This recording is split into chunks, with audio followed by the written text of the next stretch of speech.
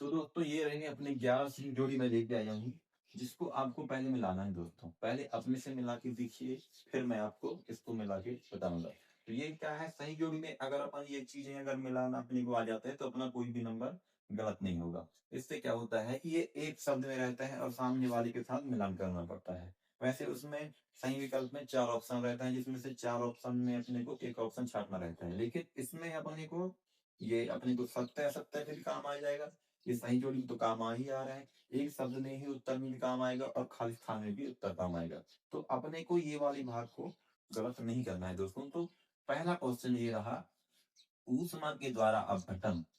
कह रहा है ऊष्मा के द्वारा कौन-सा अपघटन होता है? तो इन इन 11 में से देख के आपको मिलाना है। दूसरा प्रकाश के द्वारा अपघटन, तीसरा विद्युत के द्वारा अपघटन, चौथा ऊष्मा का अवशोषण, पाँचवा है ऊष्मा का उत्पन्न, छठवां है लोहे पर जंग लगना और सातवां है पेट्रोल का वाष्पीकरण। 8वां नंबर पे है सोडियम और 9वें नंबर पर है जिसे आसानी से काटा जा सकता है। 10वें नंबर पर है चांदी की सतह काली पड़ जाना और 11वें नंबर पर है श्वसन।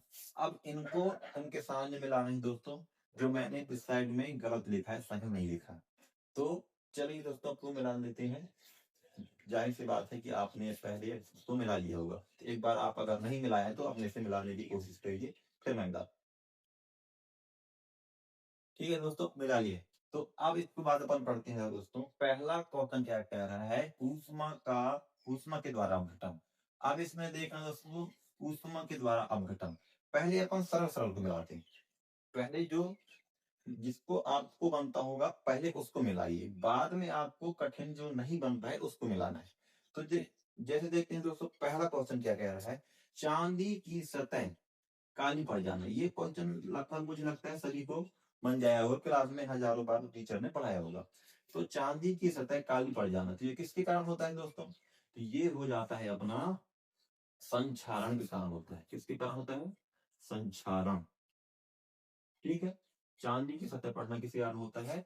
संक्षारण के कारण होता है, जिसे चाकू से आसानी से काटा जा सकता है। मतलब क्लास में इसको कितना बार सबने बताया होगा कि जिसे आसानी से चाकू से काटा जा सकता है, उसे क्या कहते हैं? तो सोडियम एक ऐसे धातु है दोस्तों, या पोटेशियम, जिसे आसानी से क्या किया जाता है? काटा जा सकता है। तो यहाँ मैं क्या लिख दे रहा हूँ उसका, एन ए मतलब उसका संकेत। तो ये क्या हो जाएगा? जिसे आसानी से चाकू से काटा जा सकता है। ठीक है दोस्तों, दूसरा क्वेश्चन अपन मिल गया, जिसे आसानी से चाकू से काटा जा सकता है। तीसरा क्या कह रहा है, सोडियम।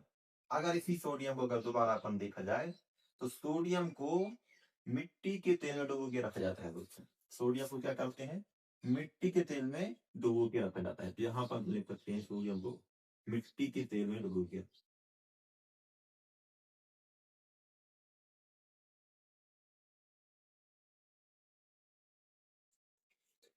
ठीक है, या फिर यहाँ पे कैप्सिन की तेल देते।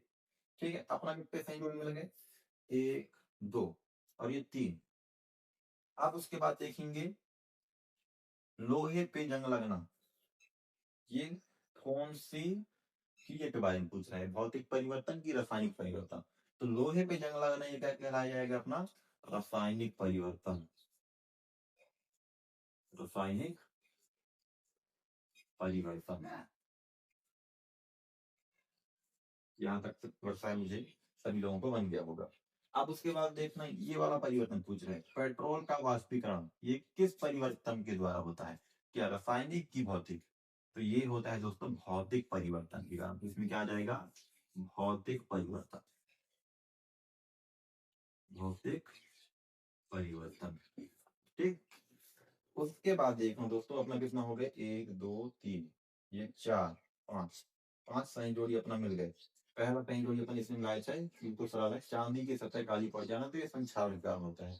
दूसरा कहा है जिसे आसानी से चाकू से काटा जा सकता है, तो वो सोडियम धातु है। ठीक है। तीसरा क्या कह रहा है, सोडियम। सोडियम को ही अपन क्या करते हैं, मिट्टी के तेल में डुबो के रखा जाता है दोस्तों। उसके बाद है पेट्रोल का वाष्पीकरण। यदि पेट्रोल पंप से लिया और अगर वाष्पीकरण हो रहा है तो वो किस परिवर्तन के द्वारा हो रहा है? तो वो भौतिक परिवर्तन के द्वारा होगा। उसी प्रकार देखना, लोहे पर जंग लगना। लोहे पे जंग लगना क्या कहलाइए दोस्तों? अब जैसे वायु, ऑक्सीजन, ये आके क्या कर रहा है, जुड़ रहा है। पानी, H2O, तो ये क्या कर रहा है, उस परिवर्तन में आके जुड़ रहा है, तो वो क्या कहलाएगा, रासायनिक परिवर्तन। लोहे पर जंग लगना क्या कहलाएगा, रासायनिक परिवर्तन। अब अपने क्या करना है, जो सरल है उसको सबसे पहले मिलाना है, बाद में कठिन वाले को मिलाना है। ठीक है, जो अपने को बनता है उसको पहले मिलाना है उसको।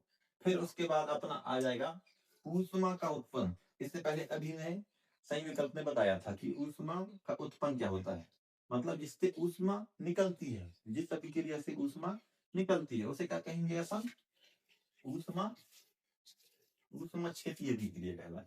ये क्या कहलाएगा, ऊष्मा क्षेपी, ऊष्मा क्षेपी अभिक्रिया। ठीक है दोस्तों, यहां तक मुझे लगता है मिल गया। अब उसके बाद देखेंगे ऊष्मा का अवशोषण। क्या कह रहा है इसमें, ऊष्मा की अवशोषण। तो जिसमें ऊष्मा की आवश्यकता पड़ती है उसे क्या कहते हैं अपन, ऊष्मा शोषी अभिक्रिया। तो यहाँ पे क्या आ जाएगा इसका, ऊष्मा शोषी अभिक्रिया, शोषी अभिक्रिया। ठीक, अब इसके बाद बचा अपना क्वेश्चन, ये भी हो गया, एक दो तीन और ये चार क्वेश्चन दोस्तों। ठीक है ना। अब इसमें देखेंगे ऊष्मा के द्वारा अपघटन। तो इसमें ऊष्मा के द्वारा अपघटन, इसमें ऊष्मीय अपघटन, ऊष्मीय अभिक्रिया आएगा दोस्तों, ऊष्मा से ऊष्मीय अभिक्रिया, इसको ऐसा मिला सकते हैं।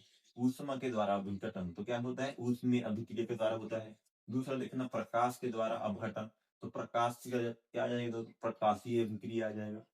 प्रकाश के द्वारा अपघटन मतलब प्रकाशीय अभिक्रिया। अपने को इसको याद रखना है दोस्तों। अब उसके बाद याद रखना है विद्युत के द्वारा अपघटन। तो इसका क्या आ जाएगा दोस्तों, विद्युत अभिक्रिया अब आ जाएगा इसका। इसमें एक ट्रिक है दोस्तों, देखोगे ऊष्मा के द्वारा अपघटन तो ऊष्मीय शब्द आ रहा है, ठीक है। प्रकाश के द्वारा अपघटन तो प्रकाशीय शब्द आ रहा है। विद्युत के द्वारा अपघटन तो विद्युत अभिक्रिया आ रहा है दोस्तों। तो ऐसे इसको भी मिला सकते हैं। अब अपना बचा शोषण लाभ। क्या कह रहा है, शोषण, शोषण के बारे में इसको भी याद रखेंगे दोस्तों कि ये ऊष्मा क्षेपी नहीं, ऊष्मा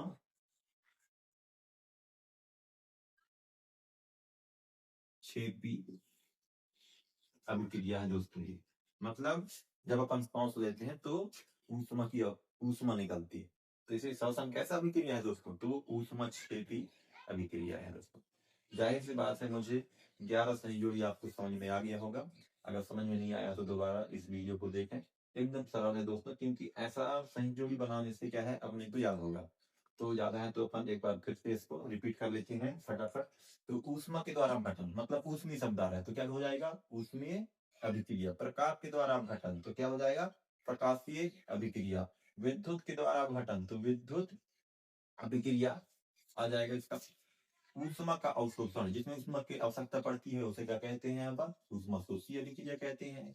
ठीक है। ऊष्मा उत्पन्न, जिस अभिक्रिया में ऊष्मा निकलती है उसे क्या कहते हैं अपन, ऊष्मा क्षेपी अभिक्रिया। लोहे पे जंग लगना, ये परिवर्तन के बारे में पूछा है। तो लोहे पे जंग लगना कैसा परिवर्तन है, रासायनिक परिवर्तन। पेट्रोल का वाष्पीकरण कैसा परिवर्तन है, तो ये भौतिक परिवर्तन है। सोडियम क्या है, तो सोडियम को मिट्टी के तेल में डुबो के रखा जाता है। किसी को दूसरा क्वेश्चन पूछा है दोस्तों, जिसे चाकू से आसानी से काटा जा सकता है, सोडियम को ही चाकू से आसानी से काटा जा सकता है। 10वां क्वेश्चन क्या कह रहा है, चांदी की सतह काली पड़ जाना, तो ये संक्षारण के कारण होता है दोस्तों, संक्षारण का उदाहरण है। ठीक है। 11वां क्या है, श्वसन कैसे अभिक्रिया है, तो ये ऊष्मा क्षेपी अभिक्रिया है। जाहिर सी बात है, इतना आपको समझ में आया होगा। अब चलिए क्वेश्चन का दूसरा पैटर्न पढ़ते हैं, सत्य असत्य फॉर्म में। उसको अपन 10 यहाँ पे लिखेंगे, आपको बताना है सत्य की है या सत्य है। इसी प्रकार इस पार्ट को अपन पूरा कंप्लीट कर लेंगे। 1 नंबर या 2 नंबर का क्वेश्चन अपना पूरा क्लियर है, इससे बाहर कुछ नहीं आएगा दोस्तों। मैं आपको पूरा अध्याय वाइज कंप्लीट करा के दूंगा। तो चलिए सत्य सत्य